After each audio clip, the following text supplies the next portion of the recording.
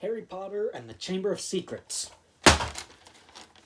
Has Harry returned to Hogwarts, but people are getting petrified, and Harry, Ron, and Hermione must find out who's behind it all.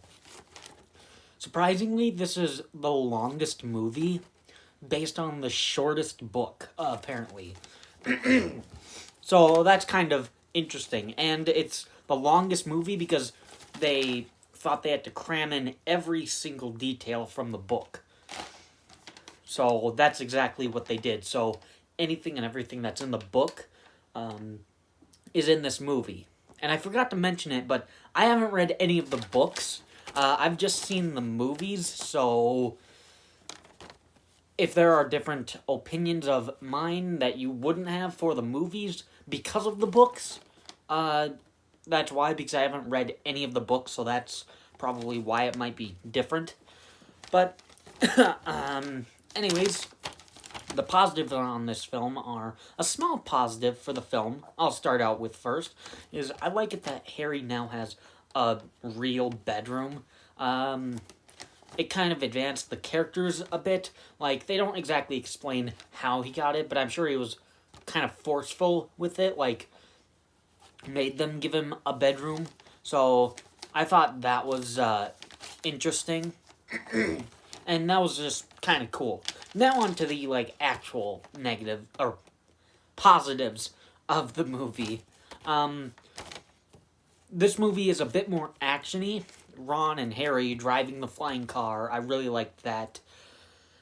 The basilisk scene at the end, I really liked that. And the bludger scene, when the bludger is attacking Harry at the Quidditch match, that's really cool. I like it that the movie is a bit darker than the first one. There's a voice saying, "Kill!" Like, I'm guessing that's Voldemort, I'm pretty sure. And then there's blood written on the wall from one of the teacher's cat that says, "The Chamber of Secrets has been open. Beware to the heir of Slytherin," or something like that. The spider scene in the forest is a bit creepy with a giant spider and spiders wanting to eat Harry and Ron. That's kind of creepy. So, some creepy scenes, creepy images, I kind of really like that. It was really cool that we kind of got a little more deep with the lore, with the creators of the school and the creators of the Chamber of Secrets down under the school, and the heir of Slytherin can control the monster. I really liked that scene, just to get to know a little more about the school, a little more about Hogwarts past, so that was really cool. In this movie, we actually do get a mystery about 40 minutes into the movie, but honestly, it went pretty fast before I noticed we had the mystery. I wasn't like, "Hey, where's the mystery? Just get to the mystery." So the first 40 minutes actually went pretty fast. And then, from then on, we got into the mystery, and they're looking for the Chamber of Secrets, so that was really cool, that was interesting. And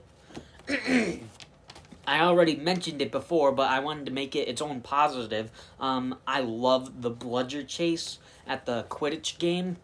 It's actiony and dangerous. The bludger is chasing Harry around the stadium, and he's like under the stadium, moving through the beams, under the structure of the board match, building, tournament thing. So that was really cool. And then at the end of it, when the bludger is coming down trying to hit Harry, that was really cool.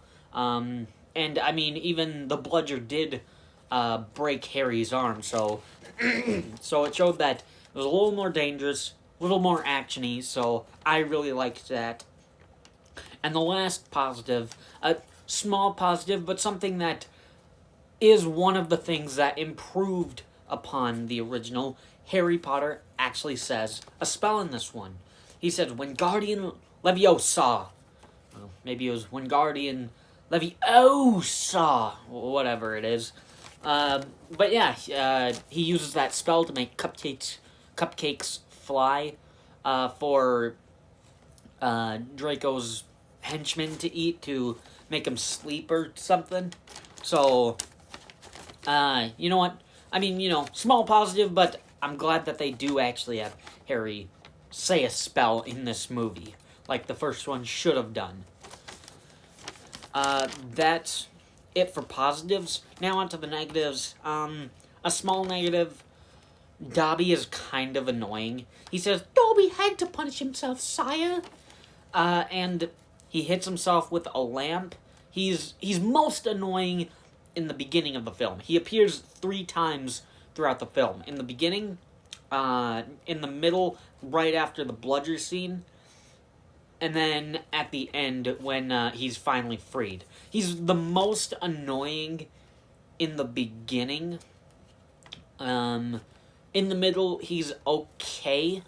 Then at the end, he's actually tolerable since he's quiet. But, yeah, so this is the smallest of the negatives where at least he's not throughout the entire movie. Otherwise, that would be a huge negative.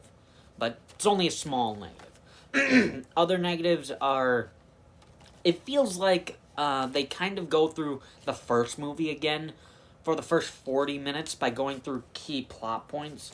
Like, Harry is with the Dursleys, and the Dursleys still suck. And you know what? I'm gonna mention it, like, why did Dumbledore and whoever send Harry back with the Dursleys?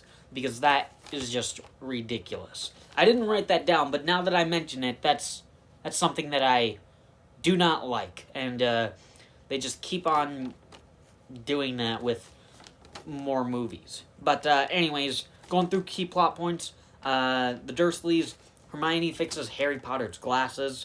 Ron and Harry try to get through platform 9 3/4, but they fail. And then the Quidditch match.